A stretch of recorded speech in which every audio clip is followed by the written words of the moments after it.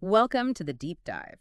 We're here to take useful information and, well, make it immediately usable for you. That's the plan. So today we're digging into a whole bunch of really practical English phrases for, just everyday conversation. This comes from a transcript you shared from English in Comfort on YouTube. Right. A great source.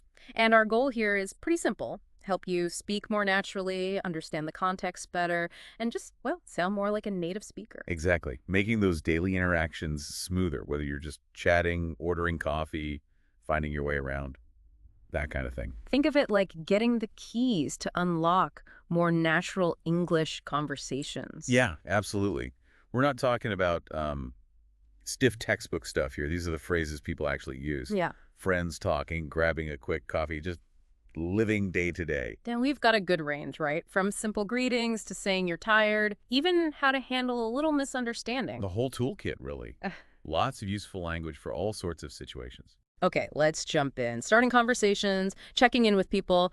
First up, how's it going? A classic. Yeah, you've probably heard it, but when do we really use it effectively? It's basically a relaxed, how are you, isn't it? Totally. Less formal, less stuffy, great for friends, family, colleagues you actually like. Right, the ones you're comfortable with. So what makes it so versatile? Well, it just slots in so easily. Like the video showed, perfect for that quick hello when you pass someone in the hallway. Doesn't demand a long answer. Exactly. A simple, it's going well, thanks, or, pretty good, just busy, easy. Yeah, the video had that little dialogue snippet. Emily asks Liam, how's it going? And he says, not bad, just thinking about lunch. You same. It's just easy back and forth. Very natural. And there's, what's up? This one's even more casual, wouldn't you say? Oh, definitely. Yeah. Yeah. Really dials down the formality. Probably best for friends, people you know really well. What kind of answers does the video suggest for that one? Things like, not much, just hanging out. Super informal. The example dialogue was, Liam asks, what's up? And I was like, not much, just thinking about what to have for dinner. You, same, I'm craving something spicy. Right, so it's very immediate. What are you doing or thinking right now? Not for, like, meeting your partner's parents for the first time. Huh, probably not. No, good point. Context matters. Okay, and rounding out the significant bit, long time no see. Ah, yes, the reunion phrase. Exactly. You bump into someone you haven't seen for ages. This is your go-to. It kind of prompts the, what have you been up to, doesn't it? It really does. It acknowledges the time gap, but in a friendly way. Like, wow, good to see you. The video example was spot on. Liam sees Emily, long time no see. She's like, oh, hey, Liam, I know, right? It's been forever. How's everything? Perfect bridge to start catching up. All right, let's shift gears. Relaxing free time stuff. The first one is, I'm just chilling. Ooh, I like this one. Me too. It just Yeah. sounds so laid back. What makes chilling work so well here? It just paints that picture, doesn't it? Yeah. Total relaxation. The video contrasts it nicely with, like, running around like crazy. Right. So chilling means you're properly unwinding, watching a movie, reading a book, just being quiet. The example was relatable too. Emily says she's not much, just chilling, maybe watch a movie or read, and Liam's probably binge watching something. Yep. We all need to just switch off sometimes. Definitely. Then there's hang out. This feels super flexible, basically just spending casual time with someone, no big plans needed. Exactly. It's the perfect word for suggesting whole low-key, informal time together. Like the example. Emily asks, what are you doing later? Liam says, not much, just hanging out with some friends. Emily's just hanging out at home. So it could be coffee, a walk, just chatting. Yeah, just enjoying company without a strict agenda, low pressure. Okay, food and drink time. Everyone loves this topic. Grab a bite. Very useful one. Yeah, it's for when you're hungry, but maybe don't have time for a full sit-down meal. Precisely. Yeah. Perfect for a quick lunch break on a busy day, or grabbing a snack while you're out doing other things. Errands, The video example was funny. Emily suggests grabbing a bite, and Liam's like, sure, but not pizza again. Yeah, very real. And they compromise on salad. Shows it fits right into those everyday little negotiations. Okay, moving on to ending things, taking breaks. First, call it a day. Right. Signaling you're done. And it's not just for work, is it? You could use it after cleaning the house or something. Absolutely. Super versatile. Whether it's finishing a project at the office or, yeah, a big gardening session, it just means I'm stopping this activity for now. The example had Emily suggesting calling it a day at 5 p.m. because she was wiped. Makes sense. Yeah, often linked to feeling tired or like you've done enough. And building on that, we have let's call it a night. Similar idea, but Mm-hmm. specifically for the evening. Exactly. Time of day is the key difference. Call it a day can be any time. Call it a night is definitely for the end of the evening. Often implies heading towards bed soon. Usually, yeah. The video's example of working late, nearly midnight, and deciding to call it a night captures that perfectly. The day's really over. And then, the essential. Take a break. So important. Simple, direct, just pause, rest. We probably all need to do it more often. Absolutely. For productivity, for sanity, the example of editing a video for hours and needing to take a break. So relatable. Doesn't matter what the task is. Sometimes you just need to step away. Mm-hmm. Avoid that burnout. Okay, on to the busy side of life. Running errands and being busy. First phrase. Run errands. The weekend classic. Pretty much covers all those little tasks outside the house, right? Bank, post office, groceries. Yep. All that necessary stuff. The video example had Liam saying he's just running errands, grocery store, post office. It bundles all those small trips together. Then, in a hurry. Mm-hmm. Short, sweet means you're rushing. Yeah, no time to spare. When's this most useful? It's a quick, polite way to explain why you can't stop and chat, or why you're moving fast, like the example. Late for the bus. Sorry, I'm in a hurry. Explains the rush without a big story. Exactly. Related, but different. On the go. This sounds more like a constant state of busyness. Yeah, on the go suggests a sustained period of activity.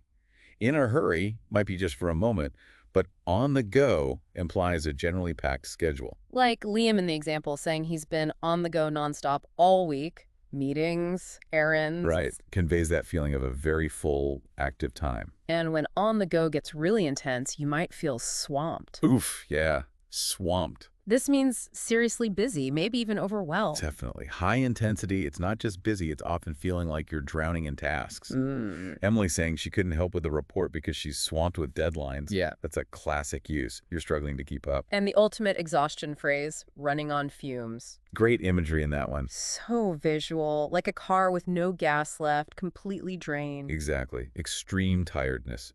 Often after pulling an all-nighter, like Liam studying, or just a really intense period, you're operating on your very last reserves. Okay, let's shift focus. Staying connected and being prepared. First, keep in touch.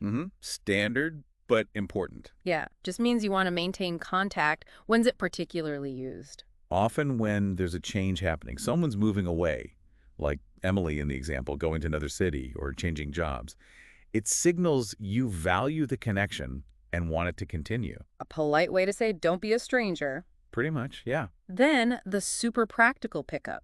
Collecting something or someone. Yep. Groceries, dry cleaning, friend from the airport, kids from school. All sorts. The example was Liam offering to pick up some milk. Just everyday stuff. Very common, very useful verb for fetching things or people. And for the planners among us, just in case. Always good to be prepared. Right. It's about having that backup. Being ready for what might happen. Like bringing an umbrella. Even if it only looks like rain. Or packing an extra sweater, just in case the weather turns. The video had bringing snacks to a meeting, just in case it runs long. Smart move. Very practical, thinking ahead. All right, productivity. Get things done. Sounds determined. Yeah, it implies focus, determination, ticking things off the list. It's that mindset of being proactive and efficient. Like Liam's plan to get things done over the weekend, errands, and work, goal-oriented. And to start those tasks, you might need to get the ball rolling. Right. Initiate the Which action. means starting something and keeping the momentum going, like a project, a discussion. Exactly. Setting things in motion. The example of Emily wanting to get the ball rolling and actually record their podcast was quite fitting for us. Yeah, very meta, encouraging action. Okay, let's talk reconnecting and catching up. The key phrase is simply catch up, but it has two main uses, right? It does. First, the obvious one. Reconnecting with someone you haven't seen in a while. Like the example suggests, grabbing coffee to catch up with an old friend, bringing each other up to speed on life. Exactly. Sharing news, finding out what they've been doing. And the second meaning, it's about getting back on track with something you've fallen behind on. Yeah. Work emails, a project, even a TV show everyone's talking about. So it's about closing a gap, regaining lost ground. Precisely. Like Emily needing to catch up on that new series. Different focus, but still about reaching the current point. Now, when things aren't working, out of order, The dreaded sign. pretty straightforward, broken, not functioning, what kind of things are typically out of order. Oh, anything. Coffee machine, elevator, printer, like the one in the video example that's always broken. Websites, public toilets. It just means don't use this, it doesn't work. Clear and concise. Mm. Now, sometimes we need to settle down. This one also seems to have a couple of meanings. It does. First, it can mean calming down. If someone's upset, agitated, maybe too excited or loud. Like telling someone making noise in a movie to settle down. Exactly. Become calmer, quieter. And the other meaning is more about life stage, establishing stability. Right. Putting down roots, finding a permanent home, maybe getting married, starting a family, often after a period of moving around or living a more transient life. Like Liam wondering if he'll ever really settle down. Bigger picture stuff. Yeah, finding that stability. When you meet new people or things feel awkward, you might need to break the ice. Essential social skill. Starting that conversation, making things feel more comfortable. How do people usually do it? Finding common ground, asking light questions. Like Liam's strategy in the video asking about pets. Usually a safe and engaging topic. Good tactic for networking events or parties where you don't know anyone. Definitely helps ease the tension. Feeling totally exhausted. A simple, I'm beat. Very common, very relatable. Means really tired, right? After a long day, hard workout, lots of errands. Yep, Liam feeling beat after the gem in the example. Mm-hmm. Just a straightforward way to say, I have no energy left. And when that tiredness hits at the end of the day, let's hit the hay. A fun, informal way to say, let's go to sleep. Where does hay come from? Old times. Mattresses used to be stuffed with hay. So it's a bit of a quirky, old-fashioned way to signal bedtime. Okay. Now, if something's super easy, it's a piece of cake. Great idiom, meaning really simple, effortless. The video contrasted it with Liam's meeting, which wasn't a piece of cake. Exactly. It emphasizes the ease. Like Emily's presentation being easy, because she practiced it, required little effort in the moment. Okay, managing time, if you're behind schedule, running late. Quick, practical. Just lets people know you won't be on time, right? For meeting, catching up with a friend. Yep, like Emily grabbing her bag quickly because she was running late, gives a brief reason for the delay. Need someone to wait just a moment. Hold on a second. Very common polite pause request. Useful if you need to finish sending an email, like Liam. Or find your keys or finish a thought. Just asks for a very brief delay. We all forget things sometimes. It slipped my mind. A gentler way to say, I forgot. Why use this instead of just, I forgot? It sounds less careless. Like it wasn't intentional. The thought just momentarily escaped you. Yeah. Slightly apologetic. Like Emily forgetting the meeting notes softens the blow of it. Exactly. When you want to show you're really listening, I'm all ears. Signals complete attention, enthusiasm even. Usually said with an encouraging tone, right? Like you're eager to hear. Definitely. Like Emily responding, okay, I'm all ears, to Liam's video idea. Shows she's ready and interested. Want to treat someone. Offer to pay. It's on me. Simple, generous phrase. Means you'll cover the cost. Like Liam offering lunch. Don't worry about it. Lunch is on me. Nice gesture. Yeah, strengthens the social connection. Makes the other person feel appreciated. When plans are uncertain and you want to stay flexible, let's play it by ear. Keeps options open, see how things go. Good for situations where you're not sure how you'll feel later or what might come up. Exactly. Like Emily agreeing to maybe meet after work, but yeah, let's just play it by ear. Allows for spontaneity. No firm commitment yet. Feeling a bit sick, not 100%. I'm feeling under the weather. A polite, slightly understated way to say you're unwell. Why is it considered polite, less direct? Yeah, it avoids going into graphic detail. Just signals you're not feeling great. Well, Common for explaining why you need to cancel plans or aren't quite yourself, like Emily missing the meeting. got it. Something minor happens. You want to reassure someone it's not a big deal. Downplays the problem. Makes the other person feel better. Like Liam telling Emily it was not a big deal. She forgot the book because he had a digital copy. Exactly. Takes the pressure off, prevents them feeling bad. If you're just teasing, I'm just pulling your leg. Means, I'm kidding. Playful. Usually said with a smile. Right. Right, to show you weren't serious. Absolutely. Like Emily saying she's taking a month off, then just kidding, I'm just pulling your leg. Clears up it was a joke. Time to focus and get serious. Let's get down to business. Signals a shift. From casual chat to the main task. Like Emily saying, all right, let's get down to business and actually plan out the next few videos. Time to work. Mm-hmm. Transition phrase. If you share the same problem as someone, I'm in the same boat. Shows empathy, shared experience. I understand I'm dealing with that too. Like Liam commiserating with Emily about being behind on the project. Tell me about it. I'm in the same boat. Creates connection. Letting someone else decide, it's up to you. Delegates the choice, shows flexibility. Good when you genuinely don't mind either option. Exactly. Like Emily saying pizza or sandwiches, yeah, it's totally up to you, I'm good with either. Gives the other person the power to choose. And finishing up, let's wrap it up. Time to conclude. Bring things to a close. For a meeting, a discussion, an activity, like the example, let's wrap it up there for today, signals the end is near. Time to finish. Okay, quick fire idiom round. Ready? Let's do it. Throw someone under the bus. Blaming someone else unfairly to save yourself. Not nice. Right, like shifting blame for that bad data. Spill the beans. Revealing a secret. Letting the cat out of the bag, like Emily almost did about Sarah. Hit the nail on the head. Being exactly right about something, spot on, like Liam's point about complex phrases. Precisely. Think outside the box. Be creative. Find unusual solutions, like those tinfoil antenna ideas. Innovative thinking, basically. Take it with a grain of salt. Don't believe it completely.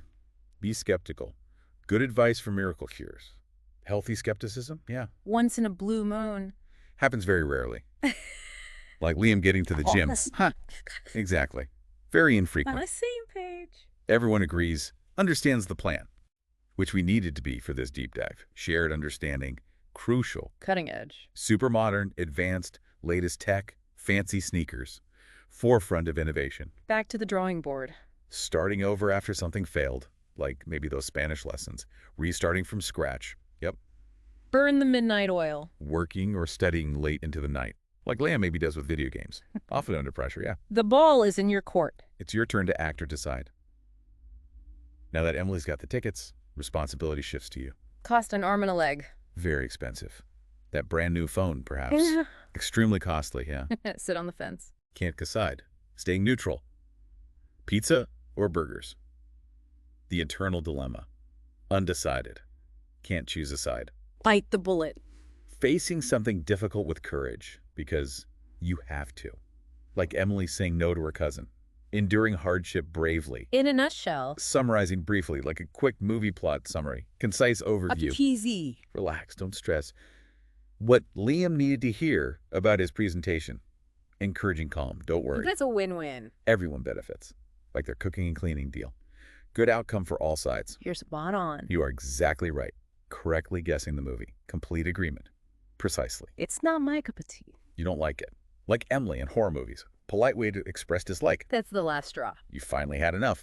Tolerance limit reached. Like the internet crashing again. Yep. The final annoyance. Hang in there. Encouragement during tough times. Like when someone's studying hard, keep going, don't give up. I'm on it. You'll handle the task right away. Like getting that milk. Immediate commitment. Will do. Break a leg. Good luck. Especially for performances, interviews, theatrical way to wish success. Oddly. What do you have in mind? Asking for someone's idea or plan. Like for that marketing strategy. Soliciting suggestions. What's your thought? It's a no-brainer. Easy decision. Obvious choice. Coffee when tired. No-brainer. Requires minimal thought. Simple. I'll sleep on it. Need time to decide. Thinking about a big commitment. Postponing the decision overnight. Need to reflect. It rings a bell. Sounds familiar but can't quite place it. Like a half-remembered name. Vague recollection. Seems familiar. Go the extra mile. Do more than expected. Like that super detailed report. Exceeding requirements. Putting in extra effort. Cut corners. Do something cheaply or quickly, but poorly. Bad repair job. Sacrificing quality for speed or cost. Usually bad. Let's cross that bridge when we come to it. Deal with a potential future problem later, if it happens. Like rain during the picnic. Don't worry about hypothetical problems now. Let's face it. Acknowledge an unpleasant truth. Like that deadline really is tomorrow. Accepting reality, even if difficult. I'm on the fence. Undecided, similar to sit on the fence. Hiking or staying home? Still weighing the options? Unsure? Let's shake on it. Informal agreement, often with an actual handshake. Like the deal to fix the bike. Sealing the deal verbally. Agreed. It's up in the air. Plans are uncertain, not finalized. That meeting on Friday? Still up in the air. Unconfirmed, uncertain outcome or timing. Wow. Okay. I think I'm running on fumes after that. Me too.